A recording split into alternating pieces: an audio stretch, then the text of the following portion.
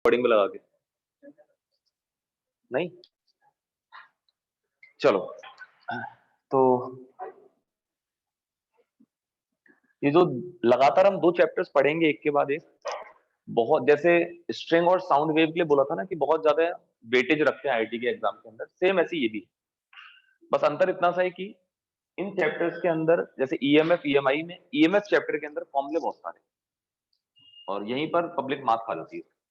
सब समझ में आएगा पूरे चैप्टर में, एंड तक सब बड़े आराम से सवाल होते रहेंगे, सब अच्छा चलता रहेगा। लेकिन जब चैप्टर का एंड आएगा ना, जैसे इलेक्ट्रोस्टैटिक के अंदर या जियो के अंदर पढ़ाते टाइम सब बढ़िया लगता है, 10 दिन बाद या चैप्टर के एंड तक फिर वो पूरा खिचड़ी बन जाती है, और उन्हीं की बनेगी खिचड़ी जो टाइम पर रिविजन नहीं करेंगे, है ना। तो पहले से सजेशन दे रहा हूँ, वार्निंग दे रहा हूँ, जो भी कहना चाहो, अगर चैप्टर अच्छे करने हैं, खास करके ईएमएफ चैप्टर, तो रेगुलर बेसिस पे इसके शॉर्ट नोट्स बनाना, और उसके जो फॉर्मूले उसको ढंग से याद करते चलना, है ना, तभी जाके ये अच्छा चैप्टर रहेगा हमारा।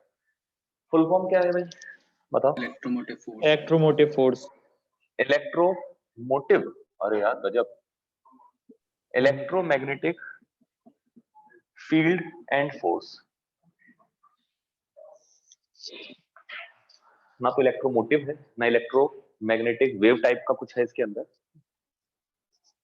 इलेक्ट्रोमैग्नेटिक फील्ड एंड फोर्स, हम बेसिकली इस चैप्टर के अंदर किसी वायर में करंट फ्लो करवाकर उसके आसपास मैग्नेटिक फील्ड का जनरेट होना या उससे रिलेटेड फॉर्मूले देखना, वो तो एक तरह से ये हो गया इलेक्ट्रोमैग्नेटिक फील्ड। और फोर्स वाला जो पार्ट है ना, वो एक तरह से चैप्टर के 2 टुकड़े हैं। फर्स्ट हाफ के अंदर सिर्फ हम ये वाली बात करें, सेकंड हाफ के अंदर हम फोर्स या टॉर्क या इस तरह की बातें करेंगे ना। तो इसको स्टार्ट करने से पहले कुछ बेसिक बातें हमको समझनी पड़ेंगी। हेडिंग लिखना, बार मैग्नेट।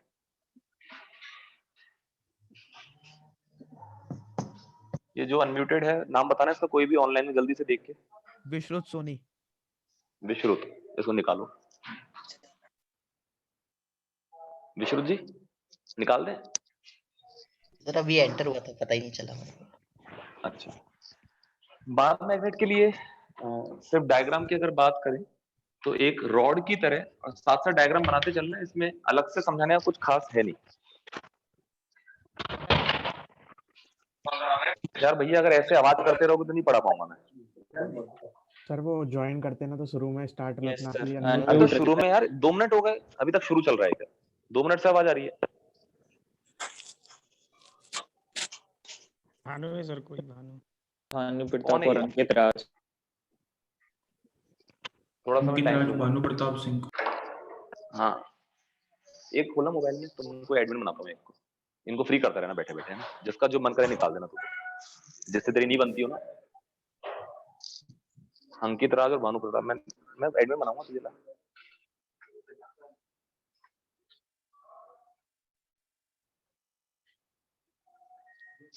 आराम से, कोई जल्दी नहीं है, बहुत टाइम है अपने पास। क्या है भैया, क्या कर रहा है तू? मैसेज पढ़ने लग गया तो अरे जूम खोल के दे, एप्लीकेशन खोल के दे मुझे। हाँ,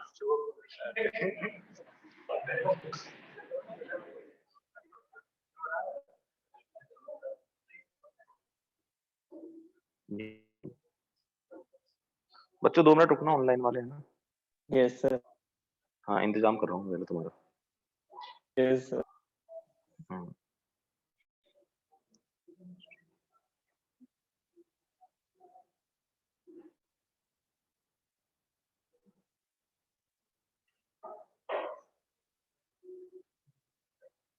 ले ले, तू भी क्या याद रखेगा।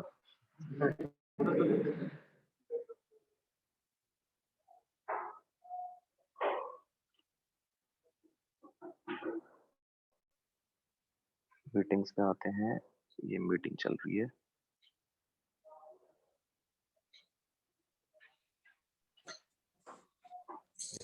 ले ले, म्यूट कर ले इसको, है ना।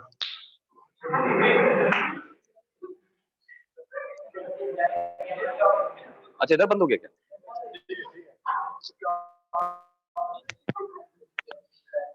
ठीक है ना, उसको निकाल दे, भानु प्रताप और अंकित राज को निकालते हैं। है संध्या हमारे दिमाग में है ना, सानिध्य भी संध्या दिख रहा है।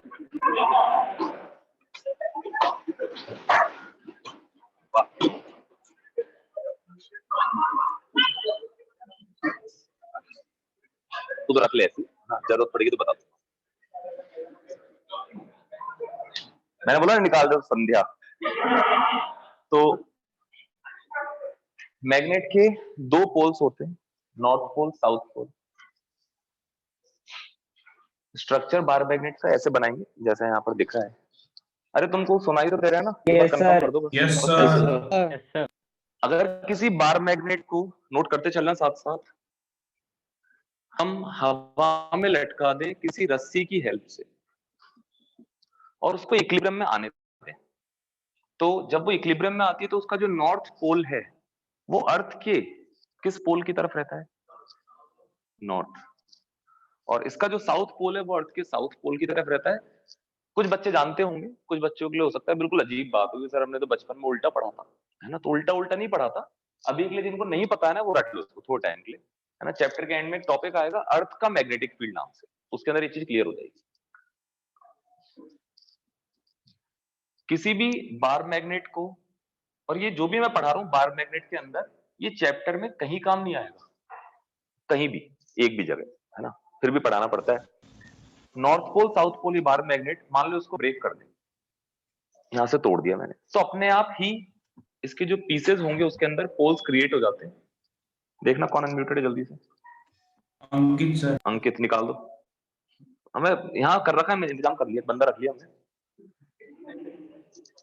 तो जहां से ब्रेक करेंगे वहां पर अपने आप साउथ और नॉर्थ पोल बन जाएंगे। निकालते चल रहा हूँ, नाम लिख लेना कॉपी में उस बच्चे का, है हाँ, साइड में कहीं नाम लिख ले, इनकी क्लास लूंगा अलग से। जैसे इलेक्ट्रोस्टैटिक में तुमको याद होगा, पॉजिटिव चार्ज से इलेक्ट्रिक लाइंस हम डायग्राम में दिखाते थे निकलती है और नेगेटिव पर टर्मिनेट होती है। सेम इसी तरह से यहाँ पर भी मैग्नेटिक लाइंस की फॉर्म में मैग्नेटिक फील्ड को दिखाया जाता है। जैसे नॉर्थ पोल जो है उसको थोड़ी देर के लिए प्लस, साउथ पोल को माइनस की तरह मनी मन ट्रीट करो। ऐसा नहीं कि प्लस और माइनस कुछ होता है यहाँ पर। प्लस का मतलब ये बिल्कुल वैसा है जैसे वहां पे इलेक्ट्रोस्टैटिक में पॉजिटिव चार्ज से लाइंस निकलती थी। तो अगर मैं मैग्नेटिक लाइंस दिखाऊंगा ना तो वो इस तरह की हो, इस तरह की। और ये लाइंस जो है ये ऐसे यहां से आकर और साउथ पोल में एंटर हो रही है। और मैग्नेटिक लाइंस, बहुत इंपॉर्टेंट बात है, क्लोज लूप बनाती है, बंद लूप। जबकि इलेक्ट्रिक लाइंस होती थी वो ओपन लूप होती थी, बस पॉजिटिव से निकली, नेगेटिव पे टर्मिनेट हो गई, फिर वापस से नेगेटिव से प्लस की तरफ नहीं आती थी वो। लेकिन यहाँ पर नॉर्थ से निकलकर साउथ पे जाके अंदर ही अंदर वापस साउथ से नॉर्थ की तरफ आ रही है। तो इस तरह की मैग्नेटिक लाइंस दिखा दो डायग्राम।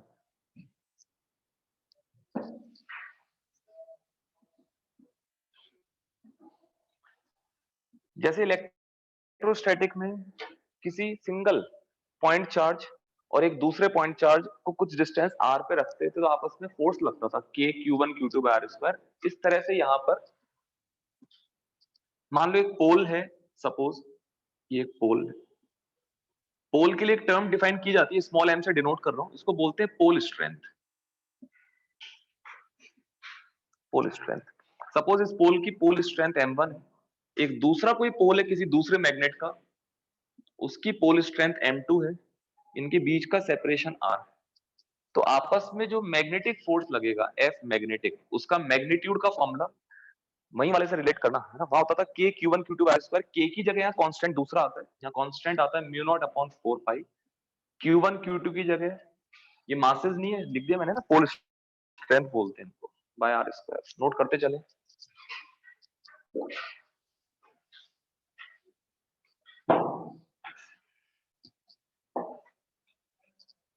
इसमें इंक खत्म हो गई यार, इससे लिख लेते हैं अभी। ऑनलाइन वाले बच्चों ये ब्लू वाला मार्कर क्लियर दिखता है क्या? Yes, sir, सही है। ओके। जैसे वहां पर एक पॉइंट चार्ज से r डिस्टेंस पर, अच्छा पहले तो इस कांस्टेंट की वैल्यू बता दूं, है ना। ये जो μ0/4 पाई है, इसकी वैल्यू होती है SI यूनिट्स में 10⁻⁻7 इन SI यूनिट। और ये जो म्यू नॉट है इसका नाम बताओगे? परमेबिलिटी रिलेटिव कहां से हो जाएगा? रिलेटिव म्यू आ रहा है, permeability constant, permeability of free space है ना, चाहो तो लिख लो नाम अलग से, म्यू नॉट का नाम परमिएबिलिटी ऑफ फ्री स्पेस। और अगर मीडियम मान लो फ्री स्पेस नहीं है तो हम समझ सकते हैं वहां से रिलेट करते हुए कि mu naught into mu bar आ जाएगा, और म्यू बार जो है वो क्या हो जाएगा? Relative permeability of that medium. हाँ, मैं बोल रहा था आगे कि जैसे वहां पर पॉइंट चार्ज से r डिस्टेंस पे इलेक्ट्रिक फील्ड का फॉर्मूला kq/r² होता था, इस तरह यहां भी बना सकते हैं कि एक पॉइंट पोल की तरह दिखाता है, कोई पोल है जिसकी पोल स्ट्रेंथ m है, इससे r डिस्टेंस पर यहां पर मैग्नेटिक फील्ड का फॉर्मूला, जैसे वहां kq/r², k की जगह कौन सा कांस्टेंट लगाएंगे? μ0/4π, q की जगह पोल स्ट्रेंथ बाय r²। इस मैग्नेटिक फील्ड की जो यूनिट है काफी फेमस है ना, टेस्ला।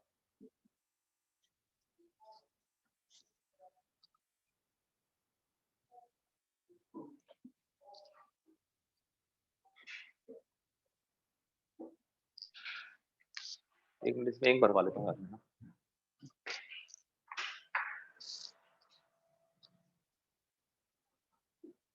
इसमें इंक भर दो। हाँ, ये है ना ऐसे लंबा।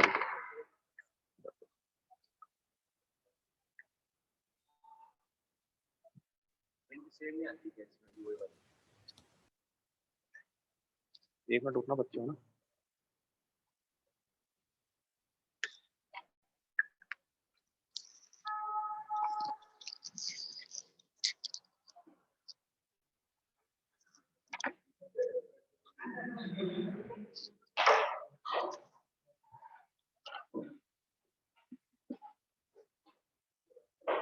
जैसे वहां पे किसी डायपोल के कारण डायपोल की एक्सिस पर इलेक्ट्रिक फील्ड का फॉर्मूला होता था, इक्वेटोरियल लाइन पर लिखते थे, जनरल पॉइंट पे लिखते थे। सेम ऐसे ही यहाँ पर अगर एक बार मैग्नेट को देखें, बार मैग्नेट, ये मान लो इसका साउथ पोल, ये नॉर्थ पोल, मनीमन साउथ को वहां से नेगेटिव चार्ज की तरफ सोचना एक बात की है।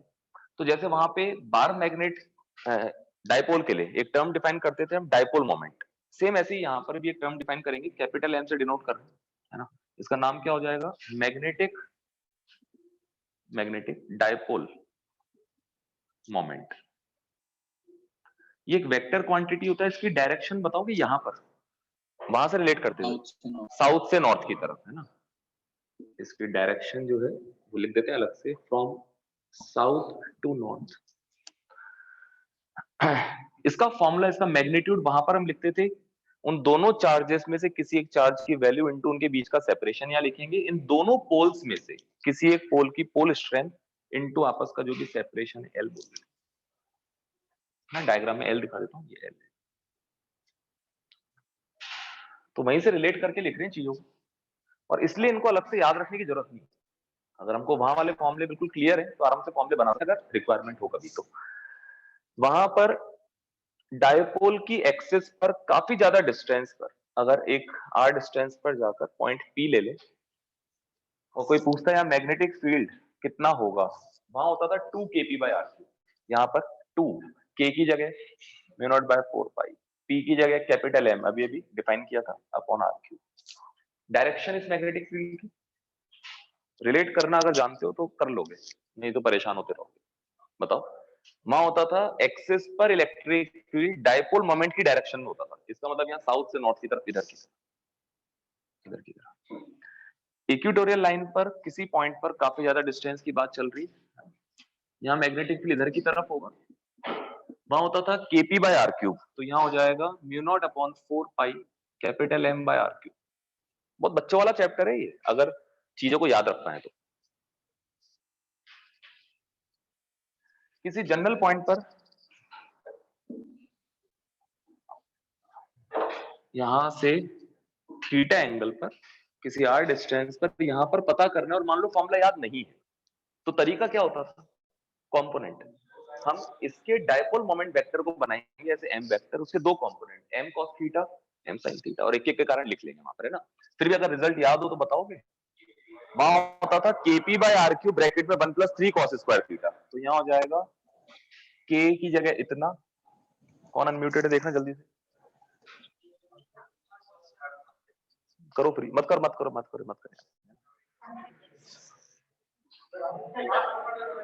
गजब तेज है यार तो।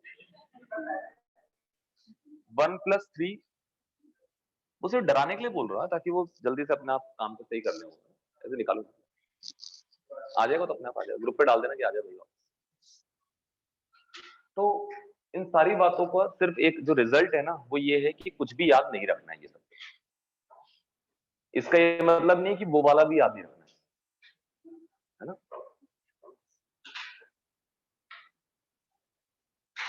एक लास्ट बात और है कंपैरिजन की, वो भी सुन लेते हैं, नहीं भी लिखें तब भी काम चल जाएगा, लिख लेंगे। जैसे वहां पे यूनिफॉर्म इलेक्ट्रिक फील्ड में किसी डायपोल को रखने पर दो फॉर्मूले हमको अच्छी तरह रटे हुए होने चाहिए थे। एक था टॉर्क का और एक था पोटेंशियल एनर्जी का, है ना। तो चाहो तो शॉर्ट में जल्दी से छोटा सा डायग्राम बना के यहाँ पर मैं बोलूंगा यूनिफॉर्म मैग्नेटिक फील्ड में मान लो बी मैग्नेटिक फील्ड है और एक बार मैग्नेट को रखा हुआ है ऐसे साउथ नॉर्थ, ये एंगल थीटा। इस पे जो टॉर्क लगेगा इस मैग्नेटिक फील्ड के कारण, वहां होता था formula P E sine theta, P cross E. यहाँ पर क्या हो जाएगा, capital M B sine theta, और वेक्टर फॉर्म में अगर लिखें तो M vector cross B vector.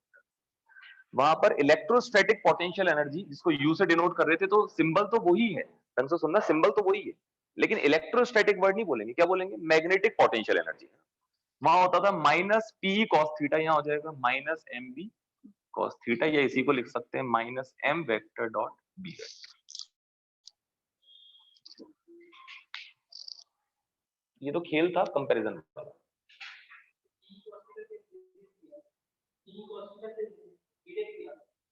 BTech किया कहां से? हाँ रिलेट किया, तो ये सब रिलेट तो कर रहा हूँ इतनी देर से।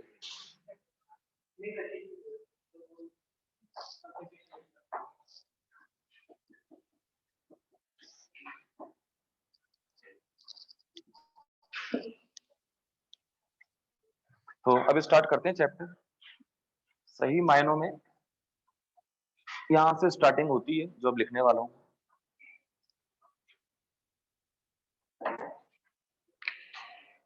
इस चैप्टर का सबसे बेसिक पार्ट यही है। हाँ बस नाम ही आता है तुमको, है ना। बायो सावर्ट्स लॉ, इन साइंटिस्ट ने कुछ एक्सपेरिमेंट करके रिजल्ट निकाले, वो रिजल्ट में लिखने वाला हूं, फिर उसको यूज में लेंगे न्यूमेरिकल्स के अंदर या डेरिवेशंस में आगे चलते। क्या रिजल्ट थे, किस चीज पर बेस्ड है, वो सुन लेते हैं एक बार। इन्होंने क्या करा कि एक करंट कैरिंग वायर लिया, वायर में करंट फ्लो करवाया, है ना, सारी बातें एक्सपेरिमेंटल है। उस वायर में करंट फ्लो करवा के और आसपास मान लो कोई कागज रखा, उस पर इन्होंने आयरन के छोटे छोटे पीसेस रख दिए। तो करंट फ्लो कराने पर अपने आप वो आयरन के पीसेस सर्कुलर फॉर्म में जमा हो गए, जैसे कुछ पीसेस यहाँ आ गए, कुछ ऐसे पूरा एक सर्कल बन गया। इससे इनको आइडिया लगा कि यार करंट फ्लो कराने के कारण अपने आप उस वायर के आसपास पूरे स्पेस में क्या जनरेट हो जाता है, मैग्नेटिक फील्ड। उस मैग्नेटिक फील्ड के कारण वो आयरन के पीसेस जो है वो इस तरह का शेप ले लेते हैं। तो इनका जो लॉ है, उस लॉ में क्या क्या बातें इंपॉर्टेंट है पहले पूरा देख लो, फिर लास्ट में नोट कर लेना। मान लो कोई वायर है रैंडम शेप का, कैसा भी हो सकता है, करंट कैरिंग वायर, मान लेते हैं आई करंट फ्लो है। इस वायर के एक छोटे से एलिमेंट, मान लो ये जरा सा एक एलिमेंट देख रहा हूं मैं, जिसमें करंट इधर की तरफ फ्लो हो रहा है, आई करंट, ठीक है। इस छोटे से करंट कैरिंग एलिमेंट के कारण स्पेस में किसी भी पॉइंट P पर, मान लो वो पॉइंट P यहां से अगर मैं देखूं इस एलिमेंट के रेस्पेक्ट में, उस पॉइंट का पोजीशन वेक्टर मान लो r वेक्टर। तो इनका लॉ ये बताएगा हमको कि इस छोटे से एलिमेंट, करंट कैरिंग एलिमेंट के कारण उस पॉइंट P पर कितना मैग्नेटिक फील्ड जनरेट हुआ, उसका एक फॉर्मूला बताया इन्होंने, है ना।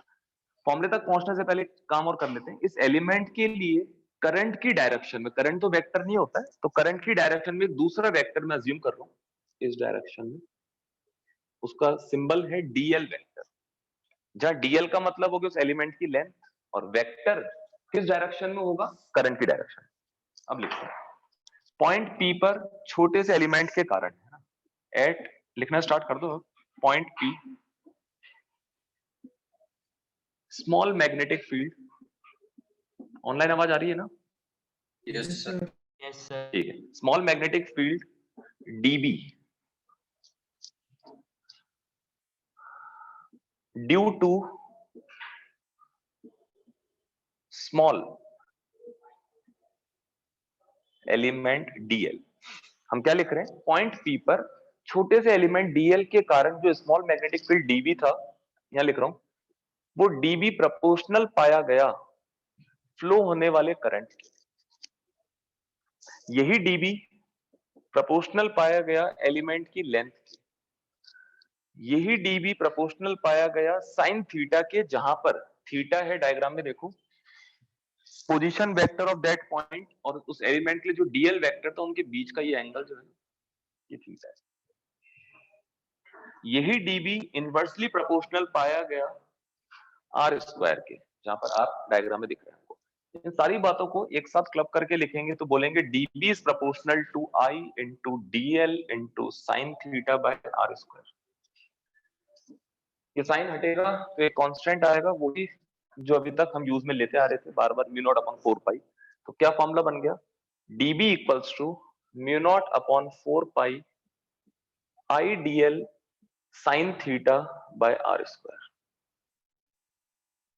ये सिर्फ मैग्नीट्यूड लिखा है हमने, है ना, dB, ये वेक्टर फॉर्म में लिखा हुआ नहीं है।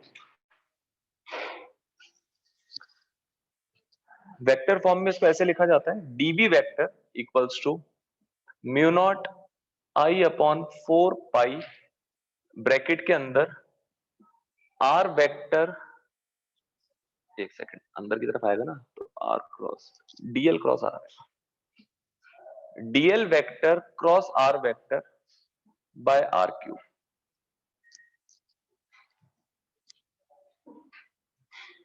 ऐसा बोल सकते हैं कि बोर्ड पे जितना भी लिखा हुआ है ये इस चैप्टर का सबसे बेसिक पार्ट है। मतलब हम जितने भी आगे चल के फॉर्मूले देखेंगे या डेरिवेशन देखेंगे वो सब इसी फॉर्मूले की हेल्प से जनरेट करेंगे।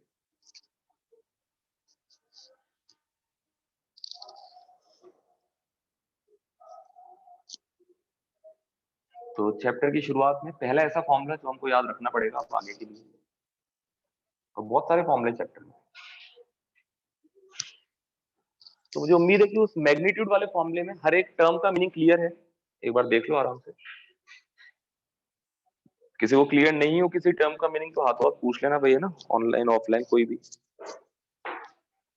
वो जो वेक्टर वाला फॉर्मूला है ना, उससे एक बार डायरेक्शन को डायग्राम में यहां देखते हैं, है ना। वो फॉर्मूला बता रहा है कि मैग्नेटिक फील्ड इस पॉइंट P पर किस डायरेक्शन में है, dl क्रॉस r की डायरेक्शन। dl वेक्टर यहां देखना करंट की डायरेक्शन में था एलिमेंट के लिए, r वेक्टर वो dl क्रॉस r किधर आएगा, अंदर की तरफ। मतलब डायग्राम में अगर मैं दिखाऊं तो यहाँ पर वो जो db वेक्टर है उसकी डायरेक्शन किधर की तरफ है, अंदर की तरफ।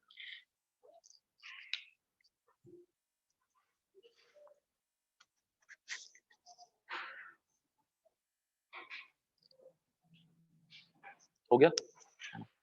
तो डायरेक्शन देखने के लिए दो तरीके हमारे पास, ढंग से सुनना।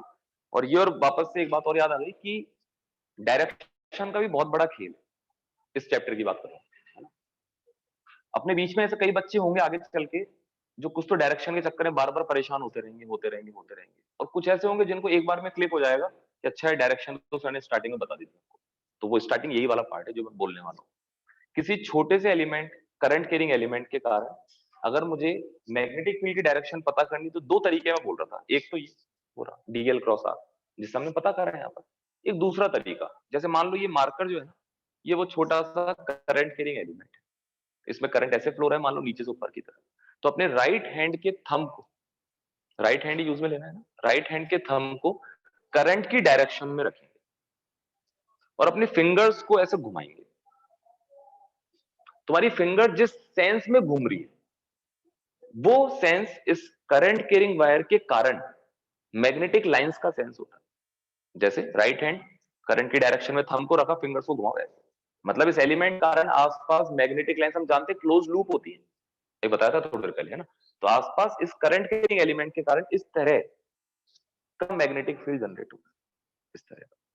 अब जैसे 3D में बात करूंगा और बहुत सारे सवाल भी करेंगे 3D में।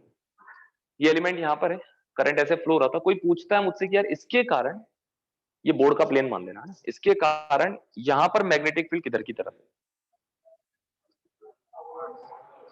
हमारी तरफ इसके कारण, हाँ इधर की तरफ है ना, इसके कारण यहाँ पर मैग्नेटिक फील्ड, टेंजेंशनल, हाँ इसको सेंटर मानते हुए एक सर्कल बना लो ऐसा, और उसके टेंजेंशियल इधर की तरफ, समझ रहे हो ना किधर की तरफ डायरेक्शन है। तो इस वाली बात को लिखना नहीं है अलग से, ये अपने आप आदत में आ जाएगा कि कभी भी किसी करंट कैरिंग एलिमेंट के कारण डायरेक्शन देखनी है तो मेरा सजेशन यही है कि दो तरीके दिमाग में रखें, या तो बेसिक, या जो तरीका मैंने बताया राइट हैंड के थंब पर डायरेक्शन में रखकर फिंगर्स को घुमाना।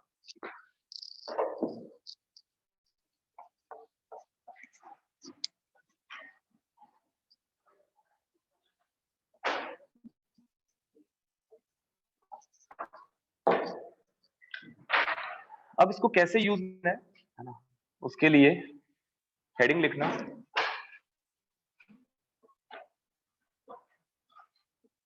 Magnetic field due to straight wire. जैसे इलेक्ट्रोस्टैटिक में तुमको चैप्टर की थीम का आइडिया होगा कि वहां भी ऐसे चलते थे कि अलग अलग तरह की डिवाइसेस होती थी, उनके कारण इलेक्ट्रिक फील्ड के फॉर्मूले बना बना के रख लेते थे। सेम ऐसे यहाँ पर है, सबसे पहले हम एक straight wire, by default meaning है कैरिंग वायर, के कारण मैग्नेटिक फील्ड का फॉर्मूला निकालना चाहते हैं। देखो ये स्ट्रेट वायर, मान लेते हैं इसका नाम है AB, ठीक है, इसमें करंट फ्लो हो रहा है I। मेरा टारगेट इस वायर के कारण स्पेस में किसी भी जनरल पॉइंट पर, मान लो एक पॉइंट यहाँ कहीं मार्क कर लेते हैं P, और उस पॉइंट से इस वायर पर एक परपेंडिकुलर ड्रॉ करना, ये परपेंडिकुलर डिस्टेंस मान लो R। मुझे पॉइंट P पर मैग्नेटिक फील्ड, मैग्नीट्यूड भी और डायरेक्शन भी दोनों बातें पता करनी। क्या तरीका दिमाग में आना चाहिए, मैं इस टाइम ये मानते हुए पढ़ा रहा हूँ कि मैं 12th वाले बच्चों को पढ़ा रहा हूँ, मतलब जो बच्चे पहली बार पढ़ रहे हैं। पॉइंट P पर मैग्नेटिक फील्ड निकालना है, दिमाग में क्या आएगा, डायरेक्शन की बात ही मत करो एक बार, है ना, मैग्नीट्यूड निकालना तो दिमाग में क्या आना चाहिए, जितना पढ़ा है हमने उसके हिसाब से। मेरे दिमाग छोटे में से आया कि यार एलिमेंट ये पूरा जो वायर है, हाँ बिल्कुल सही है, ये जो पूरा वायर है इसको मैं छोटे छोटे से करंट कैरिंग एलिमेंट से मिलकर बना मान सकता हूँ। मैं किसी भी एक पूरे वायर पर एक जनरल छोटा सा एलिमेंट लूंगा, करंट कैरिंग एलिमेंट, उसके कारण यहाँ पर पता करूंगा small magnetic field with direction, और फिर सारे एलिमेंट के कारण इस पॉइंट पर नेट निकालने के लिए हम उन सबका वेक्टर एडिशन कर देंगे, क्योंकि वेक्टर क्वांटिटी है। अब देखो, हाँ इंटीग्रेशन कर देंगे। तो इस फुट ऑफ परपेंडिकुलर से जानबूझ के डेरिवेशन इसलिए बता रहा हूँ क्योंकि एडवांस के सवालों में ये बातें काम आ सकती है आगे चल के कभी ना कभी। फुट ऑफ परपेंडिकुलर से मान लो मैं x डिस्टेंस पे गया, साथ साथ चलना और लिखते भी जाना, एक छोटा सा करंट कैरिंग एलिमेंट लेते हैं, ये रहा, इसकी लेंथ को dx मान लेते हैं, है ना, और करंट इसमें इधर की तरफ फ्लो हो रहा है I करंट। अब बायो सावर्ट्स लॉ पर आ रहा हूं, इस छोटे से एलिमेंट के कारण पॉइंट P पर अगर मुझे स्मॉल मैग्नेटिक फील्ड dB का सिर्फ मैग्नीट्यूड लिखना है एक बार, वो फॉर्मूला बोल रहा हूं, mu naught by 4 pi ideal sin theta by r square. देखो सबसे पहले तो इस एलिमेंट के रेस्पेक्ट में इस पॉइंट का पोजीशन वेक्टर डायग्राम में दिखाओ, नजर रखना उस एलिमेंट पर, और जहां मैग्नेटिक फील्ड निकालना है उस पर, और कुछ दिखना ही मत, है ना। इस एलिमेंट के रेस्पेक्ट में उस पॉइंट का पोजीशन वेक्टर बना दिया। अब उसमें वैल्यू पुट करते हैं, म्यू नॉट अपॉन 4 पाई, आई का मतलब एलिमेंट में फ्लो होने वाला करंट, डीएल की जगह डीएक्स लिख दूं, देखते चलना डायग्राम में, सही है ना, इनटू साइन ऑफ थीटा होता था डीएल वेक्टर और आर वेक्टर के बीच का एंगल, डायग्राम में देखना, डीएल वेक्टर एलिमेंट के लिए करंट की डायरेक्शन, आर वेक्टर ये एंगल है थीटा, मैं इसको थीटा मान लूं अगर, तो उस फॉर्मूले का जो थीटा होगा वो इतना आएगा, कितना होगा ये 90 plus theta upon R square, R का मतलब जो सीधी डिस्टेंस है ये वाली, इसका स्क्वायर, इसके स्क्वायर को भी हाथों हाथ लिख देते हैं ना, एक स्टेप बचा लेते हैं, ये हो जाएगा X square plus R square, लिखते चलना साथ साथ, एक्स्ट्रा टाइम नहीं मिलेगा।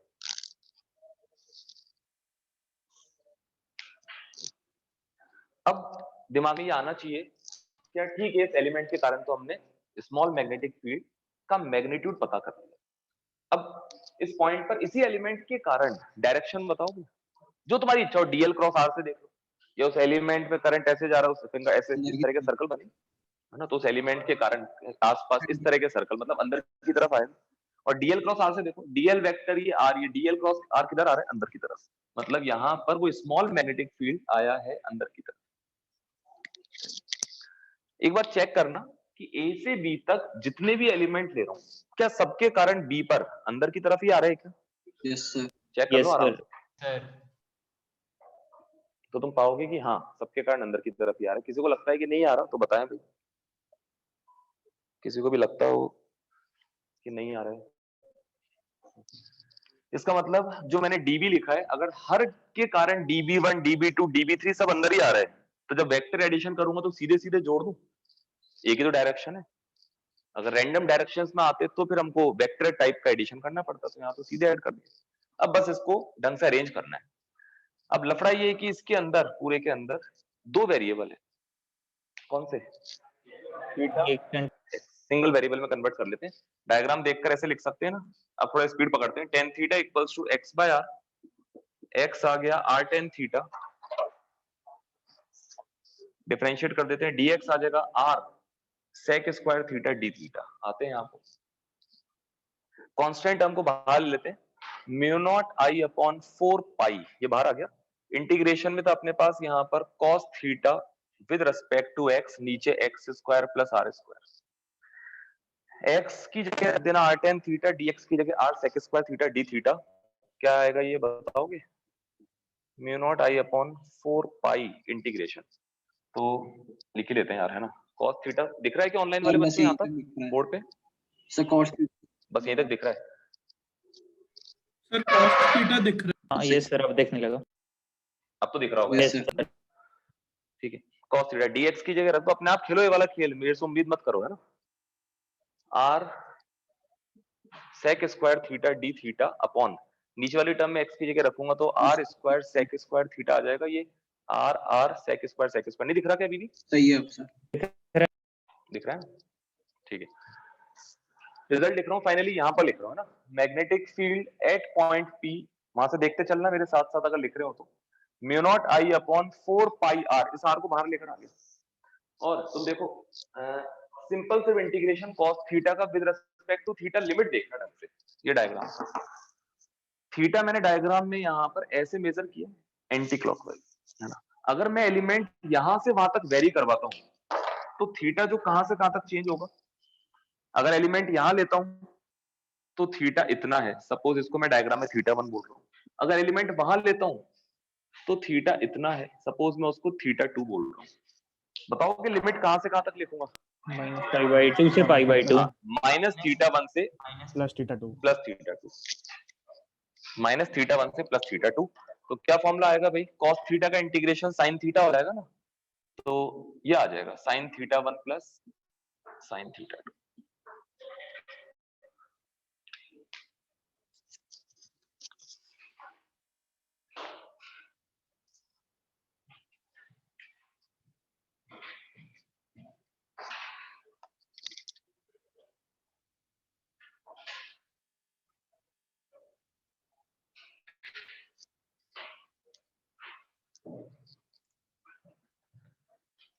वापस से दूसरा फॉर्मूला काउंट करवाता जाता हूँ।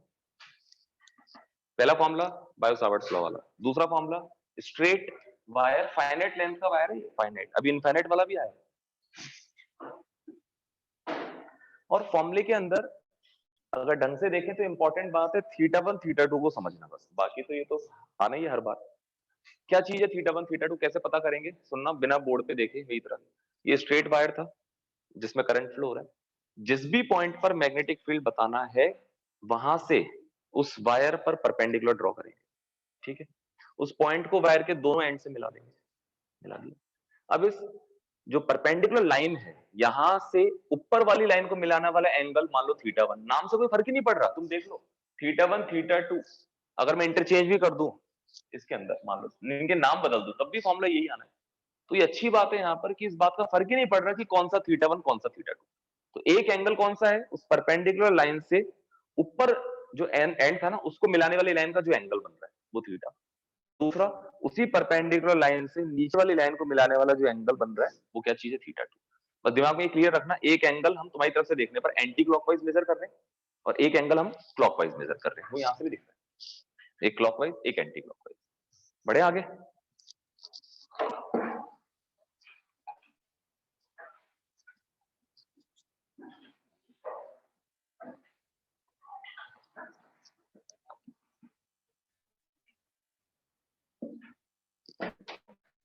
तो एक बच्चा सवाल,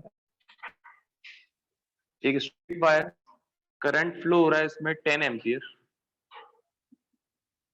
एक पॉइंट P जिससे वायर पे परपेंडिकुलर ड्रॉ करा तो वो परपेंडिकुलर डिस्टेंस है 2 मीटर। उस पॉइंट P को वायर के दोनों एंड से मिला रखा है डायग्राम में, और ये वाला एंगल है 60 डिग्री।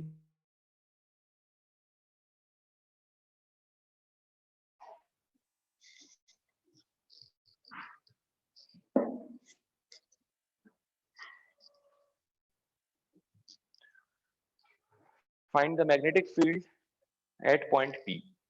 वैल्यू पुट करके छोड़ देना है ना। हो गया सर।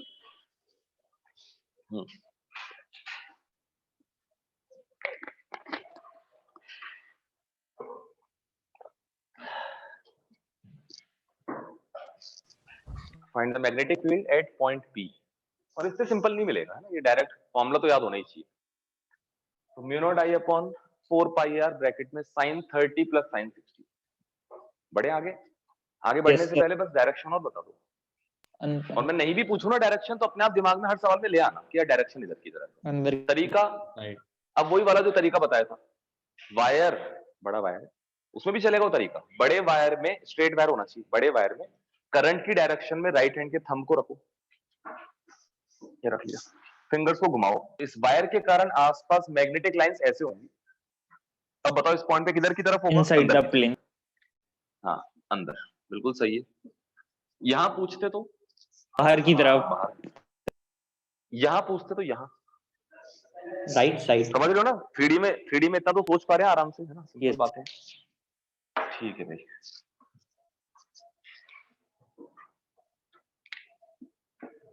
एक स्ट्रेट वायर करंट फ्लो हो रहा है, मान लेते हैं आई नॉट।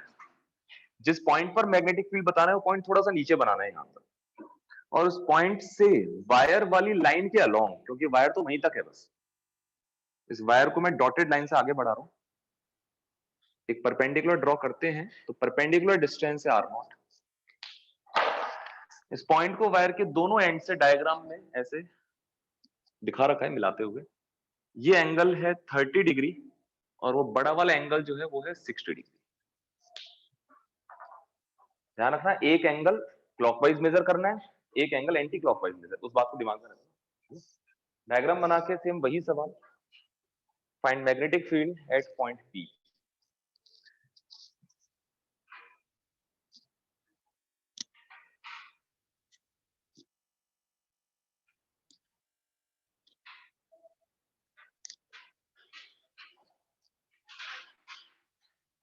बस वैल्यू पुट करके छोड़ो यार, mu naught into I naught upon 4 pi R naught, ये तो ब्रैकेट के बाहर, अंदर sin θ1 प्लस sin θ2, एक एंगल है 60, देख लो ना इस परपेंडिकुलर लाइन से, ये परपेंडिकुलर लाइन से अपर एंड को मिलाने वाला जो एंगल है, एक एंगल हो गया 60 और दूसरा यहां से एंटी क्लॉकवाइज लोअर एंड को मिलाने वाली, तो एक एंगल 60, एक एंगल 330 बोलो या -30 बोलो, मैथमेटिकली सेम बात है। साइन 330 या साइन -30 सेम ही होता है, इस बात का ध्यान रखना।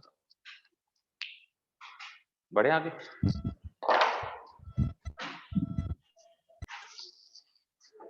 म्यूट हो जाएगा यार, कौन है? कौन था? अब ध्यान ही नहीं दिया तुमने। चलो आगे बढ़ते हैं। सवाल करने से पहले एक काम करते हैं ना, एक स्पेशल या दो स्पेशल केस पढ़ लेते हैं ना, स्पेशल केसेस। पहला स्पेशल केस कि अगर वही वायर इनफाइनाइट लेंथ का हो, इनफाइनाइट वायर, और बहुत मजे से रिजल्ट तुम बता सकते हो। अब ये इनफाइनाइट वायर स्ट्रेट वायर होना चाहिए, करंट आई, एक पॉइंट P, बातें नहीं, वायर से perpendicular distance R, point P पर वायर के कारण मैग्नेटिक फील्ड, उसी स्टैंडर्ड फॉर्मूले में θ1 θ2 डायग्राम से दिख रहा है, कितने कितने हैं? 90 क्या फॉर्मूला बनेगा? हाँ, mu naught I upon 2 pi. Direction diagram के अकॉर्डिंग अंदर की तरफ, इनवर्ट्स, बिल्कुल सही है।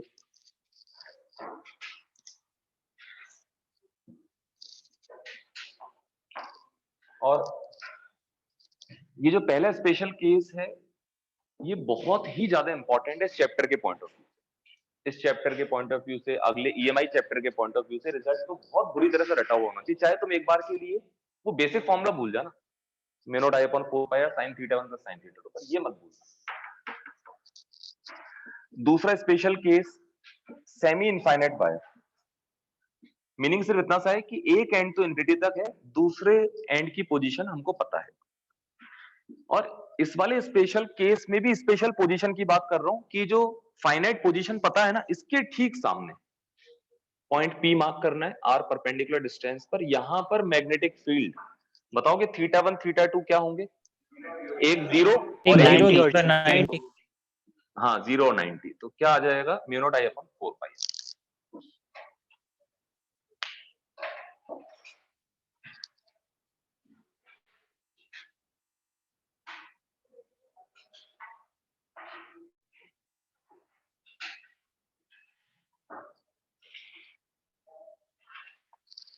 यहाँ तो कोई परेशानी हो तो बताएं, करें सवाल चालू, है ना?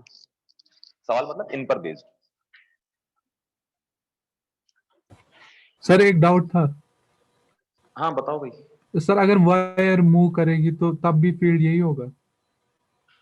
अगर वायर मूव करेगा तो हाँ। हाँ, वायर के कारण तो यही होगा, बस उसमें ये हो जाएगा कि फिर मैग्नेटिक लाइंस भी मूव करेंगी। एक बच्चा पूछ रहा है, शायद फैजन है, ये आवाज से पहचान पा रहा हूँ, है ना? ये बोल रहे हैं कि अगर वायर मूव करने लग जाए, तो अगर वायर मूव करता है तो एक और इफेक्ट आ जाता है, वायर के मूव करने से जो मैग्नेटिक फील्ड लाइंस है वो भी मूव करती है।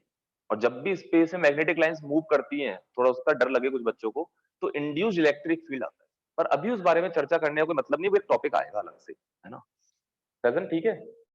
Yes sir. कर लिया चेक? Yes sir. बढ़े आगे, ठीक है। तो सवाल कर रहे थे अपन, सिंपल से शुरुआत करें ना, अच्छा लगता है सिंपल में थोड़ा।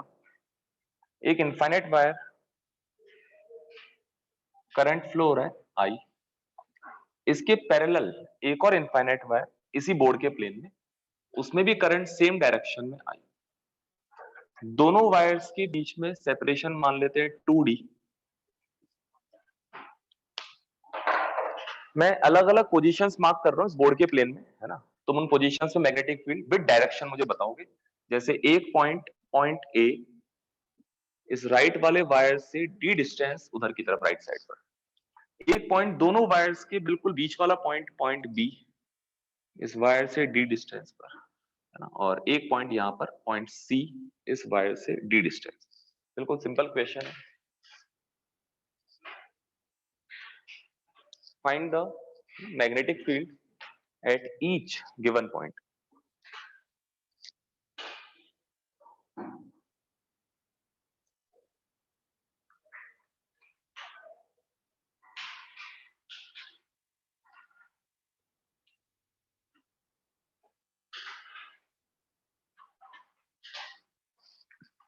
हो गया सर।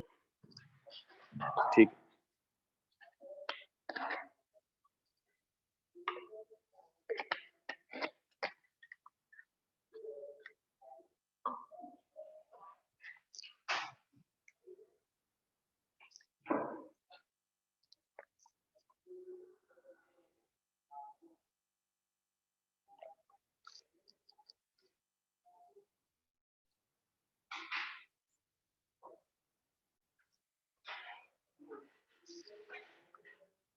हो गया होगा। लिखते हैं आंसर। ए पर इस वाले वायर के कारण ना, डायरेक्शन देखते चलना इसी तरीके से, किधर की तरफ होगा? अंदर की तरफ। पहले डायरेक्शन देख लेते हैं। इस वाले वायर के कारण भी वहां पर किधर की तरफ होगा? अंदर की तरफ। तो दोनों के कारण ऐड हो जाएगा, तो mu naught I upon 2 pi D, ये तो इसके कारण, plus mu naught I upon 2 pi D की जगह क्या आ जाएगा? 3d। 3D। और डायरेक्शन के लिए ऐसे क्रॉस का सिंबल लगा देना अंदर की तरफ। पॉइंट बी की बात करें तो डायरेक्शन की बहुत इंपॉर्टेंस है। इसके कारण बी पर अंदर की तरफ और इसके कारण बी पर बाहर की तरफ सेम मैग्नीट्यूड का, तो यहां पर मैग्नेटिक फील्ड 0 हो जाएगा। यहां पर इसके कारण बाहर, उसके कारण भी बाहर की तरफ, तो नेट बाहर की तरफ उतना ही आएगा जितना वहां पर ए वाले पॉइंट पर आ रहा था। यही मैग्नीट्यूड उठा के रख देना। बढ़े आगे।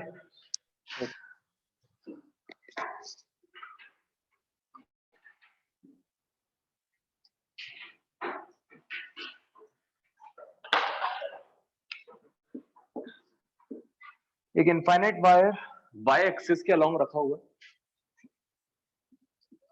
बोर्ड के प्लेन को एक्स वाई प्लेन मान के चल रहा हूं, और ये वायर रखा हुआ है इनफाइनाइट वायर, इसमें करंट फ्लो हो रहा है आई करंट। कुछ लोकेशंस में लिख दूंगा अभी, और तुमको उन पॉइंट्स पर मैग्नेटिक फील्ड बताना है। सवाल लिखना, find the magnetic field in vector form at following positions.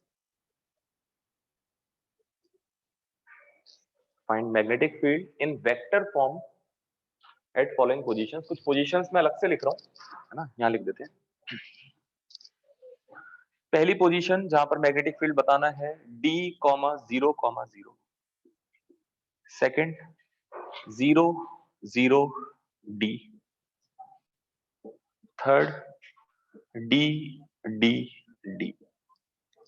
बस इन 3 पोजीशंस पर जल्दी जल्दी मैग्नेटिक फील्ड वेक्टर फॉर्म में आई कैप जे कैप इनकी टर्म्स में लिख के बताना।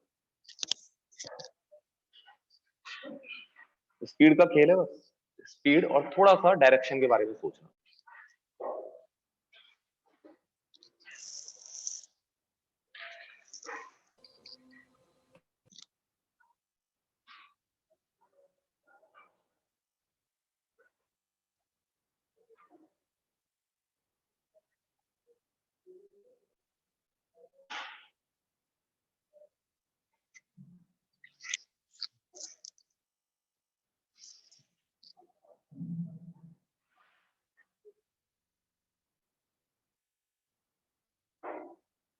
अगर किसी ने नहीं किया यस सर।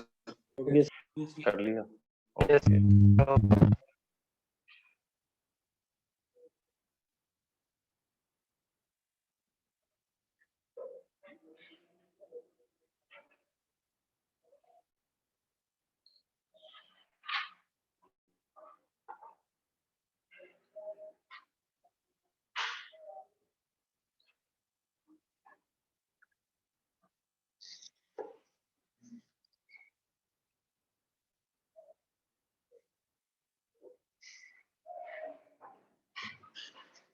चलो भाई लिखते हैं आंसर, फिर कहोगे तो अपन डिस्कशन करते जाएंगे। जैसे फर्स्ट पार्ट D, 0,0 पर magnetic field mu naught I divide by 2 pi D minus K cap. इसमें किसी को डाउट हो पूछ सकते हैं।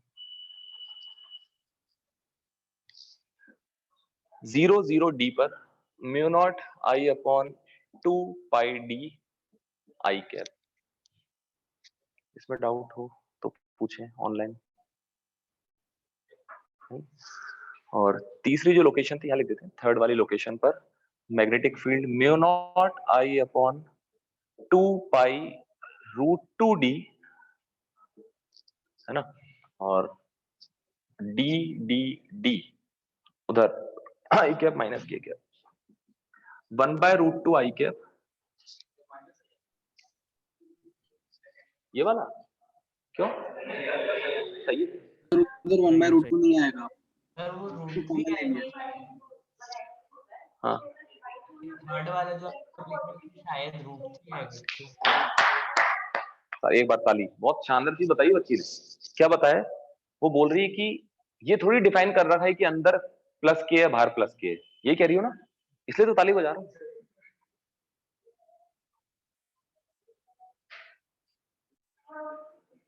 अरे हाँ, तो फिर x क्रॉस y से मजा आ जाता उसके। अभी उसको एक मोटिवेशन मिला था उसको कि चलो कोई तो है जो सपोर्ट कर रहा है, कोई नहीं है ना, जबरदस्ती खुश हो गया था। हाँ जी, सर वो थर्ड वाले में √3 आएगा ना, 2 पाई √3D। अभी मैं लिख दूं आंसर, फिर अपन डिस्कशन कर लेंगे। कुछ गलत हो तो सही करवा देना, कोई दिक्कत थोड़ी है। मैं क्या देख रहा था इधर की तरफ, तो आ क्या माइनस के क्या, तो उधर √2 नहीं आएगा, कॉमन ले लिया आपने पहले ही। सही है, सही सर, सही है। कौन है यार ये, बहुत आवाज का डिस्टरबेंस बहुत है। अरे मुझे पता है सही है यार, तुम परेशान मत करो मुझे। फर्स्ट पार्ट में डाउट किसी को, सेकंड में डाउट किसी को, थर्ड में कुछ भी डाउट हो एक एक करके पूछे, भाई मैं एक्सप्लेन करता जाऊं। बिल्कुल सही लिखा हुआ है 100%, है ना? किसी को डाउट हो तो पूछ लो।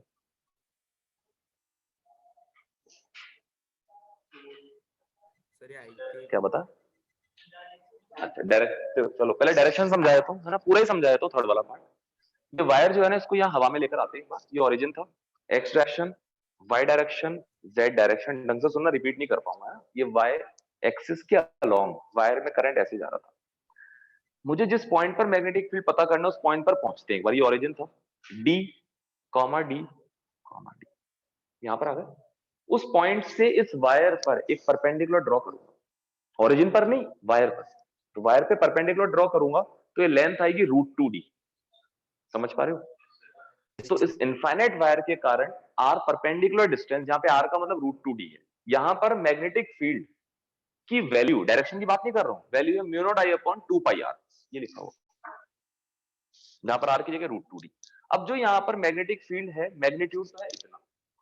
अब इसके कंपोनेंट करते हैं ना। ये वायर था ना, करंट की डायरेक्शन में थंब को रखो, फिंगर्स को ऐसे घुमाओ, तो उसके कारण मैग्नेटिक लाइंस वायर के कारण ऐसे हुई। तो इस वाले पॉइंट पर मैग्नेटिक फील्ड इधर की तरफ आ रहा है। और अच्छी बात यह है कि मैंने डाटा ऐसा दिया है कि वो डी डी डी सारे एंगल 45 डिग्री बन रहे हैं यहाँ पर। तो जो मैग्नेटिक फील्ड इधर की तरफ आ रहा है, इसके दो इक्वल मैग्नीट्यूड वाले कंपोनेंट्स हैं, एक उधर की तरफ, एक अंदर की तरफ। सारे एंगल 45 है। अगर मैं इसको बी बोल रहा हूँ, बी, तो ये भी b/√2, ये भी b/√2, ये आई कैप, ये माइनस के कैप, वही तो लिखा होगा। तो थोड़ा सा हमारे अपने आप को, हमको 3D में इमेजिन करने की आदत अपने आप पड़ जाएगी। वो अगर हम हर बार ढंग से सुनते जाएंगे, हर एक्सप्लेनेशन को समझते जाएंगे, तो कर लेंगे। जैसे कई बच्चे बोल रहे थे, जब मैं लिख रहा था ना, इधर बोल रहे थे कि सर यहाँ √3d आएगा, है ना। उस बच्चे ने उस पॉइंट की ओरिजिन से डिस्टेंस निकाल डाली, है ना। कई बच्चे बोल रहे थे कि सर आपने यहाँ √2d लिख दिया, तो यहाँ √2 क्यों लिख रहे हो? आप √2 पहले कॉमन निकाल ले। तो ऐसा भी नहीं करा था मैं। और किसी के मन में कोई बात हो तो बताएं। ये पता थर्ड पार्ट और अच्छा कब होता? लिखो, फोर्थ पार्ट लिखो, ये पता चल जाएगा ना और अच्छा कब होता। उससे और पता चल जाएगा कि कितने बच्चे 3D में कितना बढ़िया सोच पाते हैं अपने आप। फोर्थ पार्ट जो है, फोर्थ लोकेशन, वो है एट D, 2D, 3D। करोगे अपने आप जल्दी पर।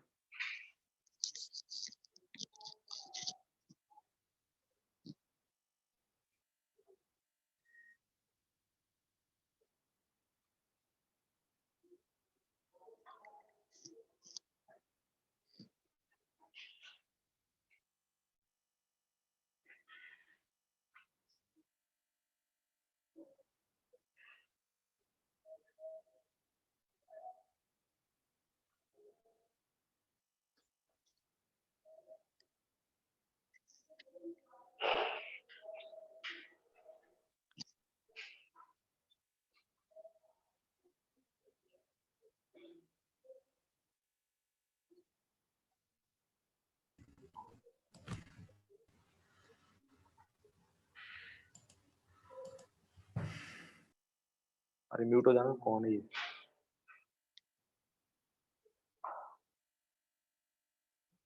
मजा तो जब है जब हम पेन ही नहीं चलाए, तब है असली मजा। पेन रख दें साइड में और पूरा आंसर मनी मन सोच के निकाल डालें, तब जो दिमाग की एक्सरसाइज होगी वो थोड़ी अच्छी वाली होगी। बिल्कुल ही कंट्रोल नहीं हो पाया तो चला लेना, फिर तो क्या करें, है ना। वो जबरदस्ती तो है नहीं।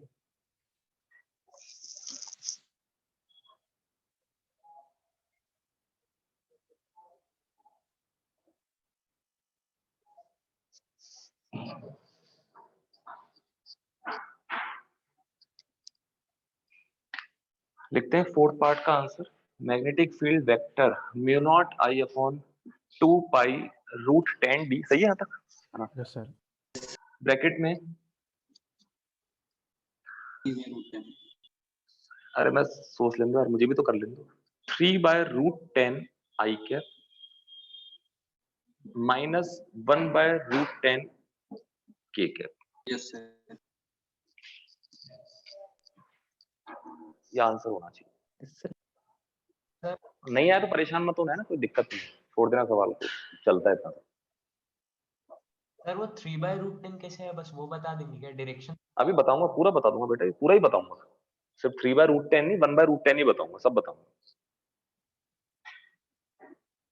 तो ऑफलाइन में कितने बच्चों ने अपने आप इस आंसर को लिख लिया था कॉपी में, अपने आप ऑफलाइन में? 1 2 3 4 5 6 7 8, लगभग 8 9 बच्चे। और ऑनलाइन में एक बार हाथ ऊपर करना।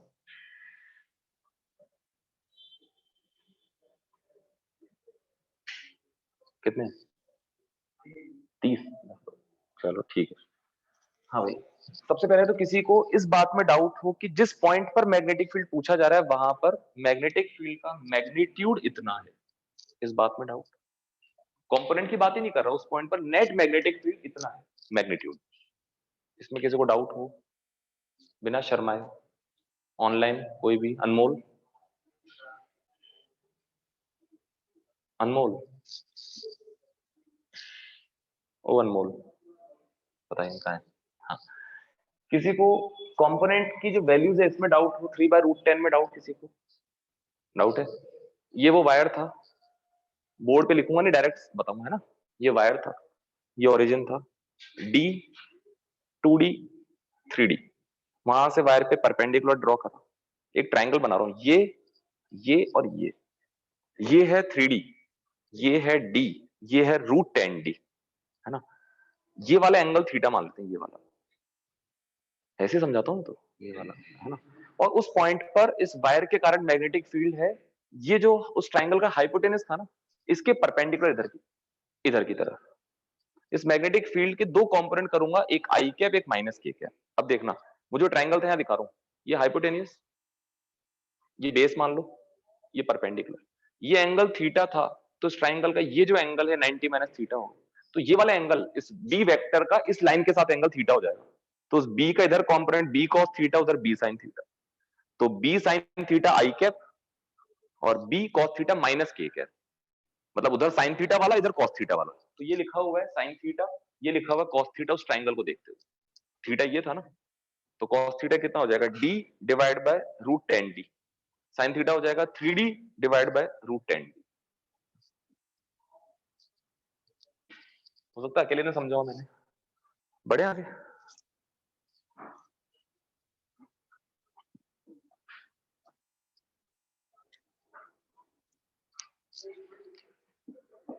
बोर्ड के प्लेन में एक इनफाइनाइट वायर y एक्सिस के अलोंग, और बोर्ड के ही प्लेन में एक और इनफाइनाइट वायर जिसको ओरिजिन पे ऐसे जंप करवा के दिखाना।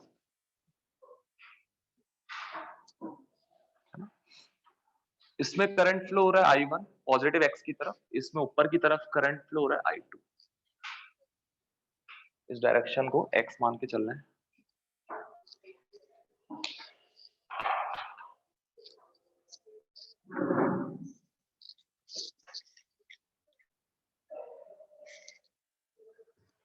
सवाल लिखना, find the locus of all the points.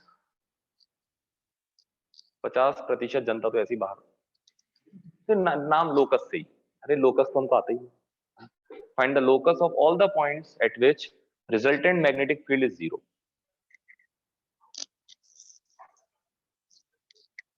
Answer किसी को बोलना नहीं है ना, जो भी तुम सॉल्व करो बस कॉपी में लिख लेना।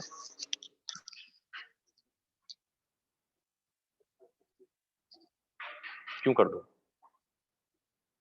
तुम्हारी आदत पड़ गई ना, तुम्हारे कानों की आदत ही पड़ गई कि अभी तो एक बार और बुलवाएंगे इससे, फिर लिखेंगे। Find the locus of all the points at which resultant magnetic field is 0। ऐसे पॉइंट्स का लोकस बताना है जिन पॉइंट्स पर मैग्नेटिक फील्ड 0 होना चाहिए।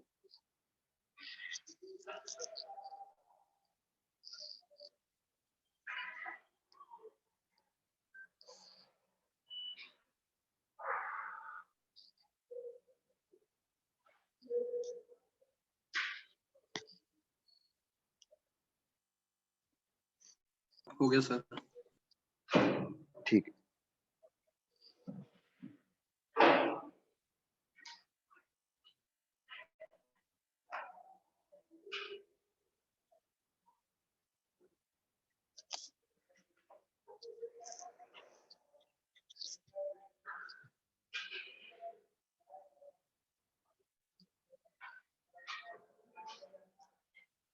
अच्छा पहले तो थोड़ा सा ऑब्जर्व करके बताओ डायग्राम देखते हुए कि क्या ऐसा पॉइंट या ऐसे पॉइंट्स सेकंड क्वाड्रेंट में मिल सकते हैं क्या? नो बताओ। No sir. नो सर, नहीं। No sir. सेम सेंस हो जाएगा। हाँ, क्या फोर्थ क्वाड्रेंट में मिल सकते हैं ऐसे point? Yes sir. No sir, नहीं मिल सकते, क्योंकि फोर्थ क्वाड्रेंट में तुम कोई भी एक पॉइंट लोकेट करके वहां इन दोनों वायर्स के कारण मैग्नेटिक फील्ड की डायरेक्शंस देखोगे तो वो ऐड हो जाएंगे मैग्नेटिक, जीरो तो आ ही नहीं पाएगा। इसका मतलब अगर पॉसिबिलिटी है यहाँ पर तो एक काम करते हैं ना, ऐसे सवालों को जनरली ऐसे सॉल्व करते हैं कि एक जनरल पॉइंट ले लो जिसके कोऑर्डिनेट्स क्या हो, x, y, और मान लो कि यहाँ पर ये ऐसा पॉइंट है जहां पर रिजल्टेंट मैग्नेटिक फील्ड जीरो, और जीरो क्यों हुआ होगा देखना, इस वाले वायर के कारण यहाँ पर मैग्नेटिक फील्ड म्यूट हो जाना है यार, है ना, बाहर की तरफ। अरे नहीं, बार बार मत कर, बस क्या पर वो क्या मिल गई ताकत बाहर। तो इसके कारण बाहर की तरफ मैग्नेटिक फील्ड है, और इसके कारण अगर तुम चेक करोगे तो अंदर की तरफ है। कौन है बच्चा, है कौन? रौनक। बॉय। अरे रौनक जी म्यूट हो जाओ यार, ऐसे मत करो, है ना। इसके कारण अंदर की तरफ, तो अगर यहाँ पर इन दोनों वायर्स के कारण मैग्नेटिक फील्ड का मैग्नीट्यूड सेम हो जाएगा तो कैंसिल आउट हो जाएंगे, बस आ गया आंसर। यहाँ पर इसके कारण यहाँ पर मैग्नेटिक फील्ड का magnitude mu naught I1 upon 2 pi, ये परपेंडिकुलर डिस्टेंस कितनी है, ये y equals to mu naught, इसके कारण लिख रहा हूँ यहाँ पर, है ना, I1 अपॉन सॉरी नीचे y, और इसके कारण यहाँ पर x आ जाएगा। तो क्या रिजल्ट आएगा यहाँ से, y equals to I1 by I2 into x, और ये तो स्ट्रेट लाइन बनेगी ऐसे। इस स्ट्रेट लाइन पर जितने भी पॉइंट्स है वहां पर नेट मैग्नेटिक फील्ड क्या होगा, जीरो।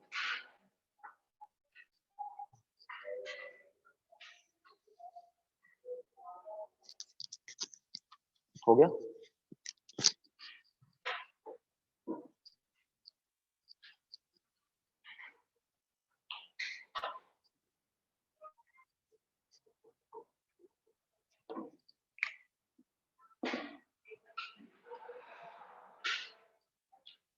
दो वायर बोर्ड के प्लेन के परपेंडिकुलर रखे हुए, ये क्रॉस सिंबल इस बात को बता रहा है कि इनमें करंट ऐसे अंदर की तरफ फ्लो हो रहा है ना। यहाँ लिख देता हूं इनफाइनाइट वायर, ये भी इनफाइनाइट वायर, करंट अंदर की तरफ फ्लो हो रहा है और करंट की वैल्यू है I। दोनों वायर्स के जो बीच का सेपरेशन है मान लो वो है D। बोर्ड के प्लेन में एक पॉइंट मार्क कर रहा हूं, पॉइंट P, जहां पर हमको रिजल्टेंट मैग्नेटिक फील्ड निकालना होगा विद डायरेक्शन, और उस पॉइंट P की इन दोनों ही वायर्स से जो परपेंडिकुलर डिस्टेंसेस हैं वो D के बराबर की। डायग्राम बना के सवाल लिखें।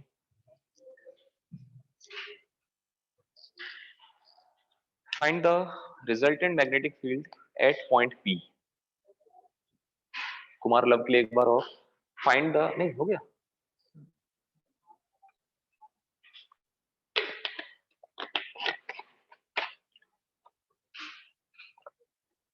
ये सवाल देखने में बहुत इजी है और वैसे भी टफ नहीं है, लेकिन डायरेक्शन के चक्कर में कुछ बच्चे मात खाएंगे इसमें।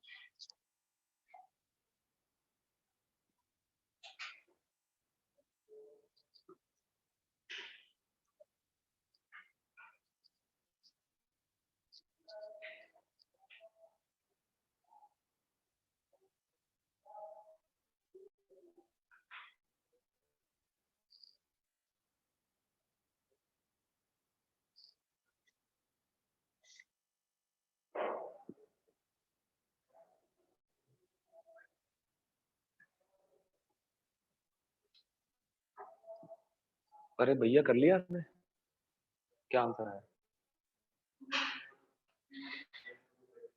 2 टाइम्स डायरेक्शन लेफ्ट, गलत।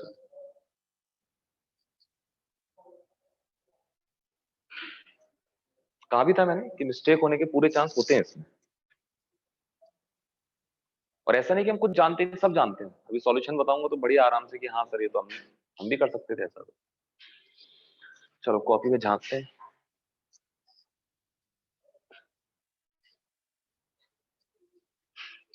अब कई बच्चों का हाथ ही पर्दे का काम करेगा, छुपा लेंगे।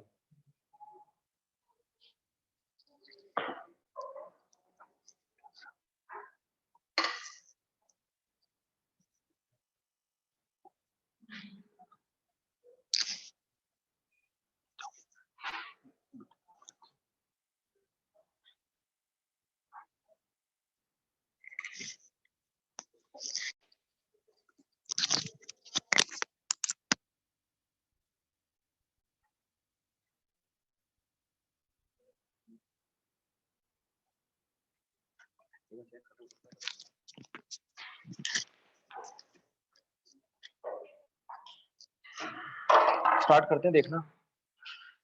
पॉइंट पी पर एक एक वायर के कारण विद डायरेक्शन डायग्राम में लिखते जाते हैं ना। जैसे इस वाले वायर के कारण यहाँ पर मैग्नेटिक फील्ड की डायरेक्शन देखनी है, तो राइट हैंड के थंब को करंट की डायरेक्शन में रखो और फिंगर्स को ऐसे घुमाओ, तो इसको सेंटर मानते हुए ऐसे सर्कुलर मैग्नेटिक लाइंस बनाओ। तो यहाँ पर मैग्नेटिक फील्ड इसके कनेक्टिंग लाइन के परपेंडिकुलर आएगा और इधर की तरफ आएगा। ये एंगल तो 60 है, तो इस लाइन के परपेंडिकुलर डायग्राम वाइज थोड़ा सा हटाओ, इधर की तरफ होगा। मान लेते हैं मैग्नेटिक फील्ड बी है और बी अलग से लिख के रख लेते हैं, mu naught I upon 2 pi D. इतना। इस बी के दो कंपोनेंट होंगे, या पहले एक बार बना लेते हैं दोनों के कारण, फिर कंपोनेंट बाद में देखते रहेंगे। इस वाले वायर के कारण यहाँ मैग्नेटिक फील्ड देखना है। राइट हैंड के थंब को करंट की डायरेक्शन में रखकर फिंगर्स को ऐसे घुमाओगे तो इस तरह की मैग्नेटिक लाइंस बनेगी। तो यहाँ पर इस कनेक्टिंग ब्लू वाली लाइन के परपेंडिकुलर, इस लाइन के परपेंडिकुलर कुछ इधर की तरफ आएगा। कम से कम ये तो दिख रहा है हमको सिमेट्री से कि बी और बी का जो नेट आएगा ना, वो इधर की तरफ आएगा, बी नेट। बस अब तो एंगल और देखकर कंपोनेंट करके जोड़ना उधर वाले जो कंपोनेंट आएंगे उनको। ये एंगल 60 था, तो अगर मैं एक वर्टिकल लाइन बनाऊं, है ना, ये एंगल 30, ये एंगल 30, सही बात है। ये एंगल 30 है, ये हॉरिजॉन्टल लाइन, ये वर्टिकल लाइन। एक सेकंड, ऐसे हो जाएगा ना, जरूरत नहीं थी। ये पूरा 60 था, 30 की जरूरत ही नहीं। ये पूरा 60 था और ये वाला वेक्टर इसके परपेंडिकुलर है, तो ये कितना आ जाएगा 30। ये 30, ये वाला 30, तो ये बचा हुआ 30 आएगा। समझ पा रहे हो क्या कह रहा हूँ? आ गया आंसर।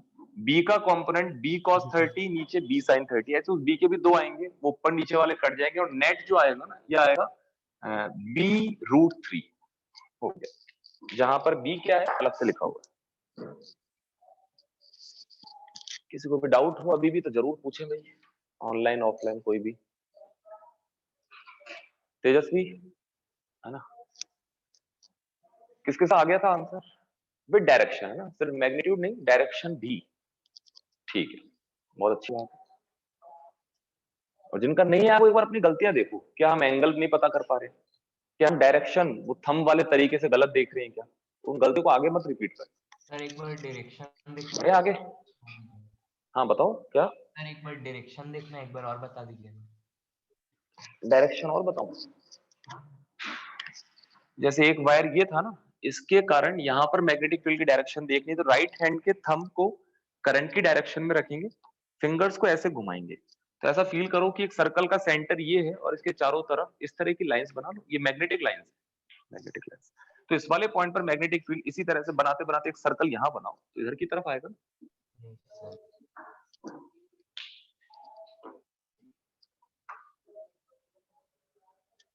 एक बहुत सिंपल सा क्वेश्चन जिसका आंसर कुछ बच्चे तो देखते ही डायग्राम देखते लिख देते हैं और कुछ को थोड़ा टाइम लगता है उसके बाद लिख पाते हैं। देखते हैं क्या होता है। एक रेक्टेंगल बनाते हैं, ये एक लूप है जिसमें करंट फ्लो हो रहा है, इस तरह से करंट मान लेते हैं आई। इसकी डायमेंशंस हैं, ये वाली लेंथ √3 टाइम्स एल और ये वाली लेंथ है एल। इस रेक्टेंगल का सेंटर मार्क कर लेना, सेंटर को ओ मान लेते हैं।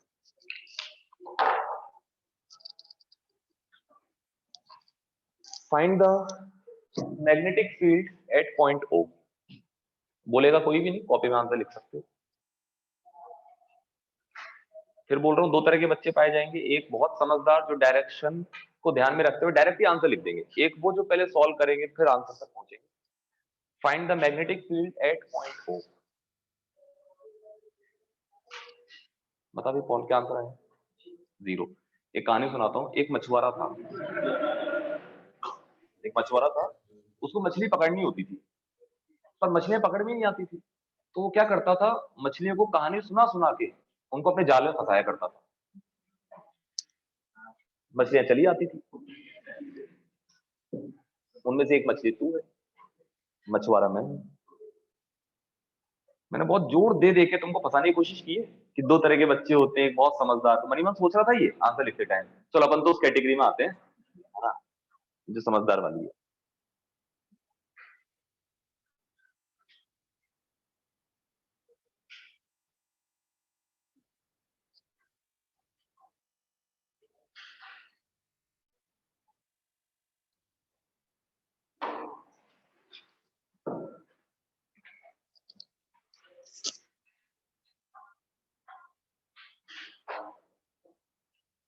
गया सर। हो गया सर। ठीक है, ओके, बताइए।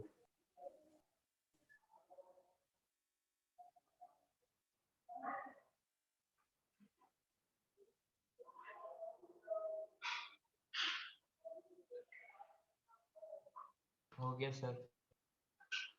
ओके भैया। हाँ भाई, तो सबसे पहले तो हमको यहाँ पर ये चेक करना पड़ेगा कि कहीं ऐसा तो नहीं हो रहा। नहीं हो रहा वो बात अलग है, लेकिन चेक तो करना पड़ेगा कि हो सकता है कि पॉइंट ओ पर resultant magnetic field cancel out होकर 0 आ जाए। मैं इस सवाल की बात नहीं कर रहा हूँ, जनरल थॉट बता रहा हूँ, होना भी चाहिए ऐसा थॉट, है ना। इस वाले सेगमेंट के कारण यहाँ पर मैग्नेटिक फील्ड अंदर की तरफ, किसी को डाउट हो तो इस बात को पूछ सकते हैं। इस वाले वायर के कारण भी यहाँ पर मैग्नेटिक फील्ड अंदर की तरफ है। सबके कारण यहाँ पर मैग्नेटिक फील्ड अंदर की तरफ है, हर छोटे छोटे इसके उसके उसके सबके कारण। इस बात में किसी को डाउट पहले, किसी को भी ऑनलाइन? अब तो बस ये करना है कि एक तरह से दो सवाल बन गई है। एक सवाल इसके कारण यहाँ मैग्नेटिक फील्ड लिखकर डबल कर देंगे तो इन दोनों का एक साथ आ जाएगा।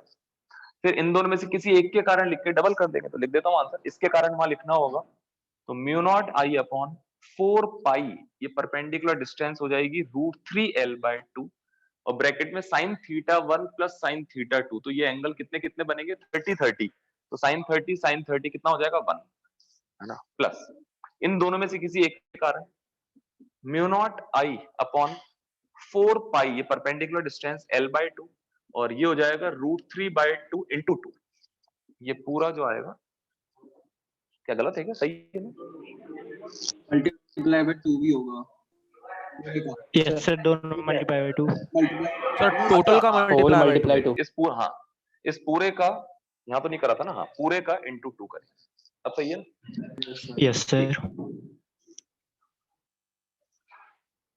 अब सच सच बताएं बिल्कुल ईमानदारी से, कितने बच्चों ने भिड़ते ही बिल्कुल 0 आंसर लिख दिया था? ऑनलाइन ऑफलाइन ईमानदार बना। और पीछे क्या देख रहा है? और कोई साथी ढूंढ रहा है कोई? ऑनलाइन में कितने बच्चे हैं जिन्होंने, कोई मान रहा है अपनी गलती?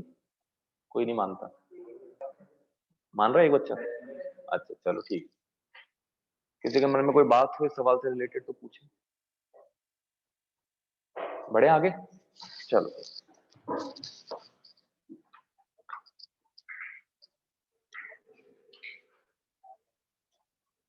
जेई मेंस में आया एक सवाल, करेंगे अभी नहीं, कभी करेंगे, अभी तो ऐसे कर रहे हैं। बोर्ड के प्लेन में एक शीट रखी हुई है जिसकी विड्थ W है। एक प्लेट बोलो या शीट बोलो, जो भी कहना चाहो, है ना। इसका नाम रख लेते हैं इनफाइनाइट शीट।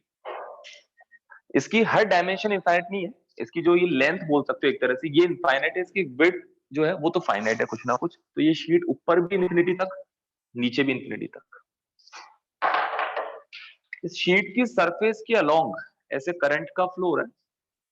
मान लेते हैं टोटल करंट कैपिटल आई ऐसे सरफेस के अलोंग नीचे से ऊपर की तरफ जा रहा है। जिस प्लेन में शीट दिख रही है ना, बोर्ड का प्लेन, इसी प्लेन में यहां पर एक पॉइंट P मार्क कर लेते हैं जिसकी परपेंडिकुलर डिस्टेंस इस राइट वाले सिरे से D है। परपेंडिकुलर डिस्टेंस, खेल का नाम इंटीग्रेशन। इंटीग्रेशन। इंटीग्रेशन। सवाल लिखो, find the magnetic field at point P। Kumar के लिए एक बार और, फाइंड द, कोई बात नहीं, अच्छा लगता है मुझे, इतना तो कर सकता हूं तेरे लिए। Find the magnetic field at point P।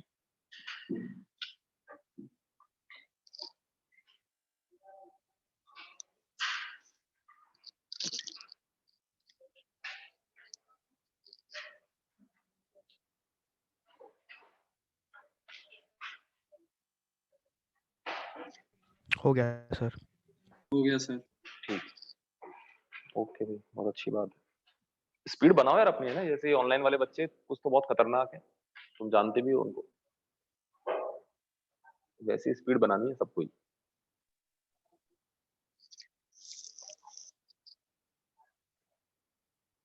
Kartikeya कहाँ है आजकल? कार्तिकेय कर लिया?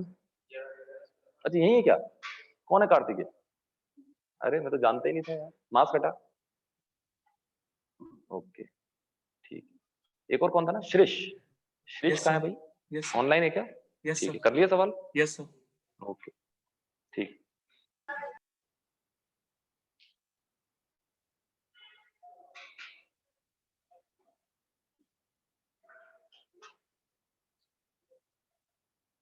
हो गया होगा बच्चे यार इतनी देर में? चाहे सॉल्व नहीं भी कर पाए पर कम से कम फंक्शन बना दिया हो यार, इतना भी सफिशिएंट है अगर हम फंक्शन भी बना दे इतने टाइम में आराम से। देखो फंडा यही है कि इस शीट को मैं ऐसे देख सकता हूँ कि इनफाइनाइट लेंथ के बहुत सारे वायर्स बिल्कुल पास पास रखे हुए हैं, बहुत सारे वायर्स। हर एक वायर के कारण पॉइंट पी पर मैग्नेटिक फील्ड अंदर की तरफ होगा, उसी तरीके से देख रहे हैं। तो क्या करेंगे, कहीं से भी एक्स डिस्टेंस पर आओ, मैं पॉइंट पी से ही इस शीट पर आता हूँ एक्स डिस्टेंस पर, और यहाँ पर dx विड्थ का ये जो पोर्शन है ये वाला, जिसकी विड्थ dx है, ये मैंने एक इनफाइनाइट वायर ले लिया। इस इनफाइनाइट वायर में जो करंट फ्लो हो रहा है मान लेते हैं वो di करंट है, तो इसके कारण पॉइंट P पर स्मॉल मैग्नेटिक फील्ड लिखूंगा, इनफाइनाइट वायर वाला formula mu naught into current di upon 2 पाई x। हाथों हाथ इस di को लिख लेते हैं। टोटल करंट I था W विड्थ में से फ्लो होने वाला, तो यूनिट विड्थ से इतना हो रहा है तो dx विड्थ से इतना करंट फ्लो होगा। बस हो गया सवाल, इंटीग्रेट कर दो। मैंने x यहां से डिस्टेंस मानी है तो x की लिमिट आएगी मेरे वेरिएबल के अकॉर्डिंग d से लेकर d प्लस डब्ल्यू D तक, plus d से W. लेकर d प्लस डब्ल्यू। हो गया।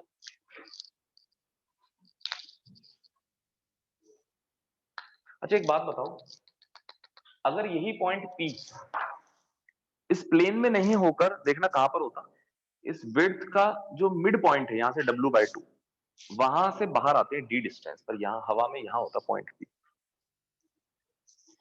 क्या तब भी इसी लेवल का सवाल होता? No sir. No, sir. तो थोड़ा सा सर मेरा वो ज्यादा फिर एंगल वगैरह थे। एंगल में फिर अब इंटीग्रेशन क्या होता करना पड़ता? थीटा एंगल पे जाके एक लाइन दे वो मानने पड़ते सर, थीटा और फिर उसको थीटा हाँ पे ठीक जाके है, लेना। बिल्कुल ठीक है, ठीक है, ठीक है, ठीक है भाई विवेक भैया, ठीक है, सही बोल रहे हो। ठीक है, मिलते हैं फिर परसों। कल तो मैं आऊंगा नहीं ना, कोई और आएंगे कल तो, है ना? क्या? हाँ बिल्कुल यहीं से। तुम बता दो क्या करें, वो कह देंगे तुम। डिस्कशन के लिए कुछ होता नहीं है यार, तुम 10 हाँ ये कर लेते हैं यार। अरे यार कौन है यार, देखना कौन है, बिल्कुल नजर गड़ा के रख उस पे, तेरा काम ही यही है अभी।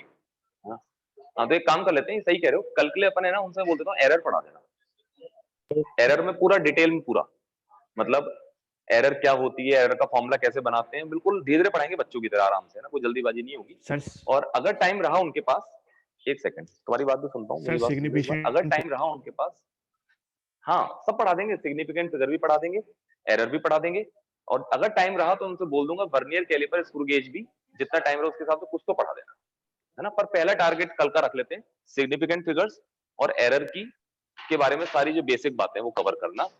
न्यूमेरिकल भी कराने के लिए बोल दूंगा, कि ऐसा नहीं कि सिर्फ थ्योरी पढ़ा के आ जाओ, न्यूमेरिकल भी कराना ताकि बच्चों को कॉन्फिडेंस हो, ठीक है ना। तो इसके आगे से मैं ही कंटिन्यू कर लूंगा, नहीं तो टीचर चेंज होने से फिर थोड़ा सा यस सर वाह। बिगड़ जाएगा सर मैथ्स में हो चुका है ना? क्या चीज? सर कौन सी टीम? मैथ में बिगड़ चुका है ना? सर मैथ्स में बिगड़ गया था ना। कंप्लीट। हाँ तो ये अपन डन करते हैं, उनसे मैं बोल देता हूँ कि भाई ये कंटिन्यू मतलब एरर वाली